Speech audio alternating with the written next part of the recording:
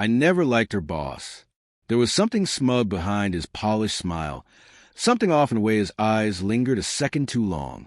But my wife, Emma, was a professional, sharp, principled, and fiercely independent.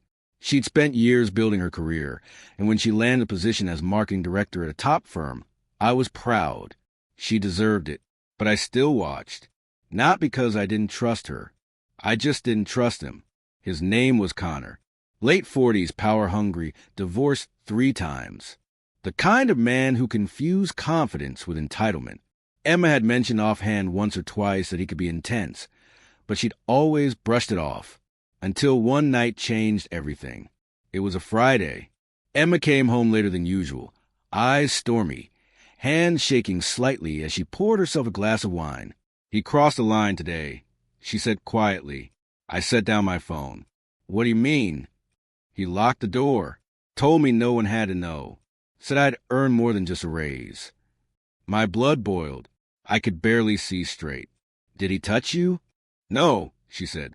"He tried, but I stopped him, and then I made sure he wouldn't try it again." She reached into her bag and pulled out her phone. She had recorded the entire thing, his words, his threats, her warnings. And the moment she kneed him in the groin so hard, he hit the floor, gasping like a fish out of water.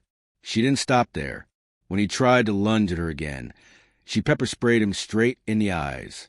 Security had to escort her out, but not before she made sure they saw the footage. "I'm being suspended while they investigate," she said, air quoting with a bitter laugh. "But I don't care. I'm not letting him get away with it." I stood up. "He won't."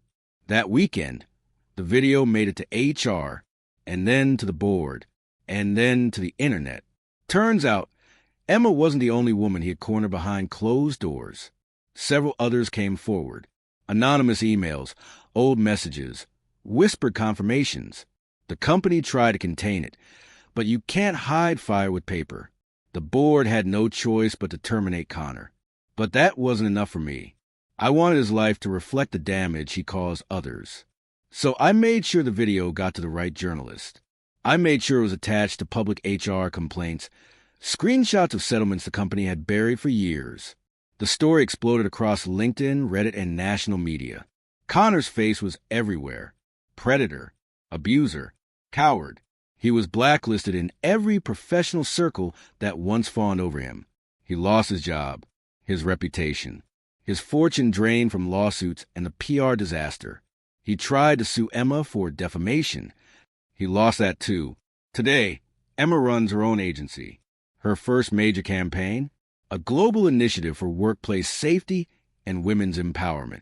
As for me, I'm still here behind the scenes, loving her, backing her, and reminding anyone who crosses a line, not every woman fights alone, and not every man just stands by. Moral: some men think power gives them permission, but when they try to abuse it, they might just find out what it's like to lose everything, especially when the woman they try to break turns out stronger than they ever imagined. You'd think after everything that happened, Connor losing his career, his name dragged through every headline from Forbes to Twitter, he'd vanish quietly into obscurity. But no, cowards don't go down with dignity. 6 months after the incident, Emma got a subpoena.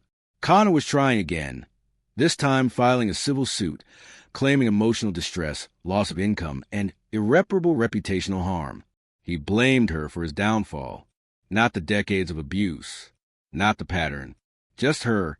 I watched her read through the papers, jaw clenched, calm but burning. "I'll fight it," she said. Again. But this time, she didn't fight alone. We built a legal team of sharks.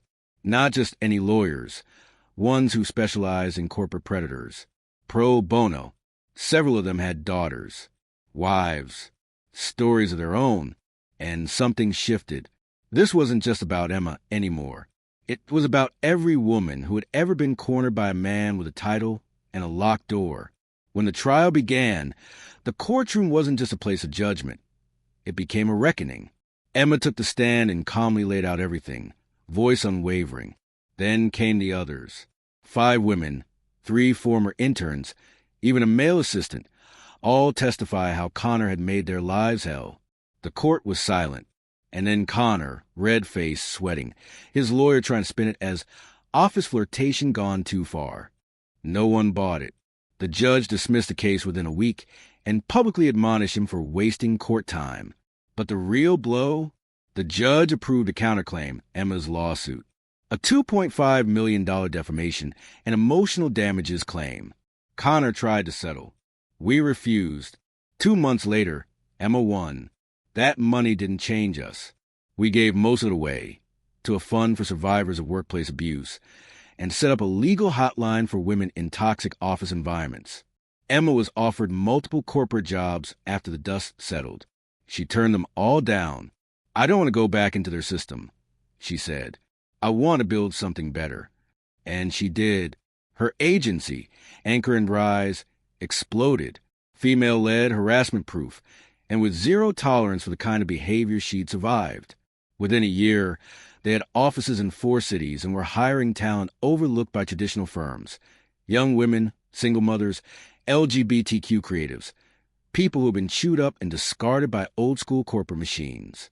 As for Connor, last I heard, he moved to another state, tried to start a consultancy. But word follows monsters these days. He's a ghost now, avoided, disgraced, unemployable. Exactly what he tried to make others feel for years. People think stories like these end in broken marriages, shattered confidence, or silent suffering. But Emma rewrote the ending, and I stood beside her every chapter. Not because I had to rescue her, but because I believe in the force she already was. She didn't just survive. She transformed. And in doing so, she burned down a predator's empire, then built something unshakable in its place.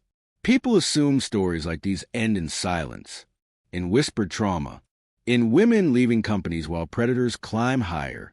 But not this time. Emma didn't just survive. She didn't just fight back. She won. And she didn't do it for revenge. She did it for every woman who was ever told to just let it go, for every intern forced to laugh off a disgusting comment, for every employee who had to weigh a paycheck against her dignity. Her victory echoed. One of Connor's old victims now runs HR at a Fortune 500 company, with real protections in place. A college student read Emma's story online and launched a campus initiative for workplace safety. And that legal hotline she funded? It saved 3 women in its first week. Emma lit a match. The world watched the fire spread. He still lurks in comment sections sometimes. Anonymous, bitter, forgotten. He lost everything. Status, power, even his own reflection. Because when the mask came off, what was left was too ugly for even him to face. And us, we're stronger than ever. Sometimes, when we sit on the balcony at night, she leans into me and says, "He thought I'd break." I smile. He had no idea you were the storm. Fire, not all battles are fought with fists. Some are won with fire, courage, and a camera phone.